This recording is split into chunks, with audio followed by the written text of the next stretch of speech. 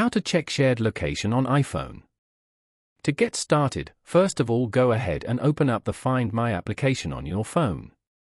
Once you're here, go to the bottom left corner and tap on People. Over here, you can view all the people who can see your location.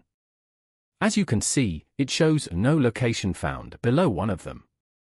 This means that this person has not shared their location with you. Tap on their name. If you want to stop sharing location with them as well, then tap on Stop Sharing Location over here. Alternatively, go back and open up the Messages application. Open any message from here.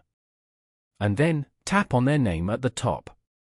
If you want to stop sharing location with them, then tap on Stop Sharing My Location. Following these steps, you can easily check shared location on iPhone. Thank you for watching.